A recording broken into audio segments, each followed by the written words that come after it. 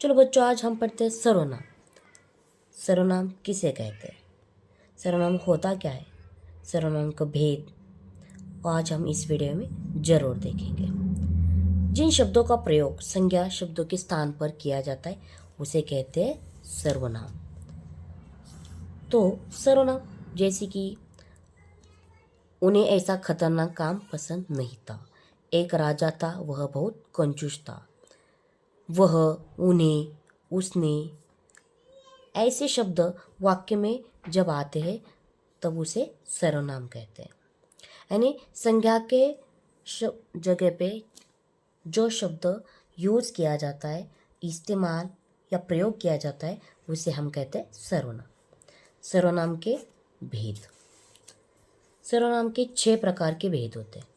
पहला, पुरुषवाचक सर्वनाम। दूसरा, निश्चयवाचक सर्वनाम। तीसरा, अनिश्चयवाचक सर्वनाम। चौथा, प्रश्नवाचक सर्वनाम। पांचवा, निजवाचक सर्वनाम। छठा, संबंधवाचक सर्वनाम। तो है ये सारे सर्वनाम के भेद। तो सबसे पहले हम पहला प्रकार यानी पहला भेद जानते, पुरुषवाचक सर्वनाम। जिस सर्वनाम से बोलने वाले, सुनने वाले तथा जिस विषय की बात ही जाए उसके नाम के बदले आने वाले सर्वनाम को हम क्या कहते हैं, पुरुषवाचक सर्वनाम। जैसे कि उदाहरण, आप मेरे साथ थाने चलेंगे मामा जी। हम सब ने पुल की जानकारी पढ़ी है, तुमने हमें इनके गुण नहीं बताए। तो यहाँ पे बोलने वाले जैसे कि मैं, मुझे, हम, हमें आदि। सुनने वाले तू, तुम, तुमको, तुमसे, आप, ऐसे। तो दूसरा भेद होता है निश्चयवाचक सर्वनाम। जिस शब्द से किसी निश्चित व्यक्ति, वस्तु या स्थान का बोध होता है उसे हम कहते हैं निश्चयवाचक सर्वनाम। यानी इस सर्वनाम से हमें ये पता चलता है कि उस निश्चित व्यक्ति का, वस्तु का बारे में या उसके बारे में हमें पता चलेगा। जैसे कि एक उदाहरण, यह पूर्णिमा की रात थी। यानी हमें पूर्णिमा का रात के बारे में शायद पता है, ऐसे लगेगा। तुम्हारा कोट वह है, तो तुम्हारा कोट वह है। ए रोने वाले बच्चे हैं, ए, यह, वह, ये क्या है, निश्चयवाचक सर्वनाम है। तीसरा भेद, अनिश्चयवाचक सर्वनाम।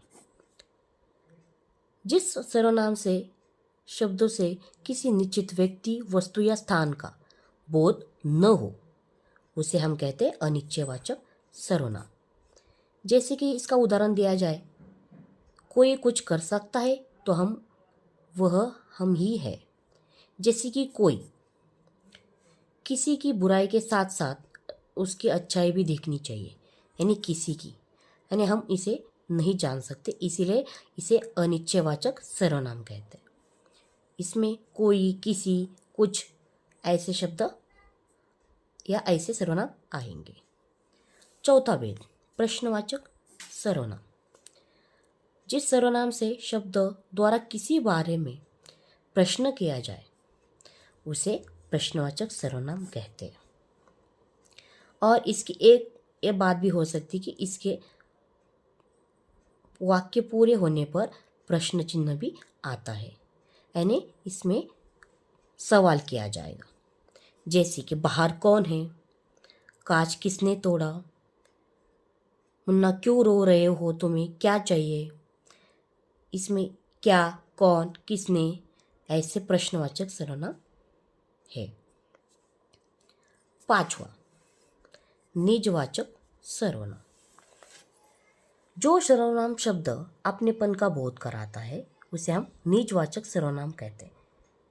जैसे कि इसमें एक उदाहरण दे सकते हैं, जैसे कि मैं अपने आप खा लूँगा, आप, तुम्हें अपना काम स्वयं करना चाहिए, स्वयं। इसमें आप, स्वयं, खुद ऐसे शब्द या ऐसे सर्वनाम आ सकते हैं।